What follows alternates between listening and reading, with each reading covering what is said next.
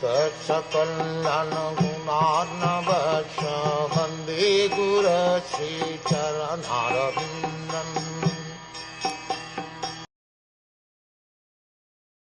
Create different planetary systems, I had to undergo austerities and penance, and the Lord, thus being pleased with me, incarnated in 4 sanas: Sanak, Sanat Kumar, Sanandan, and Sanatan. In the previous creation, the spiritual truth was devastated, but the 4 sanas explained it so nicely that the truth at once became clearly perceived by the sages. The Vishnu Sahasranam prayers mention the Lord's name as Sanat and Sanatanatam. The Lord and the living entities are both qualitatively Sanatan, or eternal, but the Lord is Sanatan Tam, or the eternal in the superlative degree.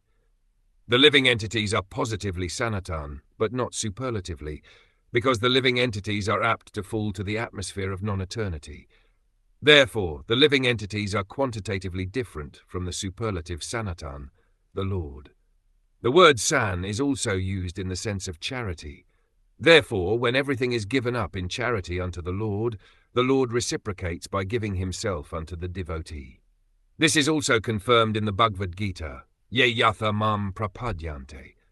Brahmaji wanted to create the whole cosmic situation as it was in the previous millennium, and because in the last devastation knowledge of the absolute truth was altogether erased from the universe, he desired that the same knowledge again be renovated, otherwise there would be no meaning in the creation.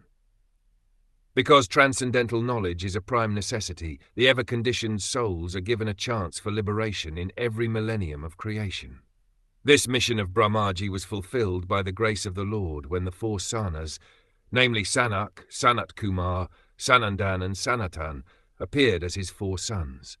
These 4 sanas were incarnations of the knowledge of the Supreme Lord, and as such, they explained transcendental knowledge so explicitly that all the sages could at once assimilate this knowledge without the least difficulty. By following in the footsteps of the 4 Kumars, one can at once see the Supreme Personality of Godhead within oneself.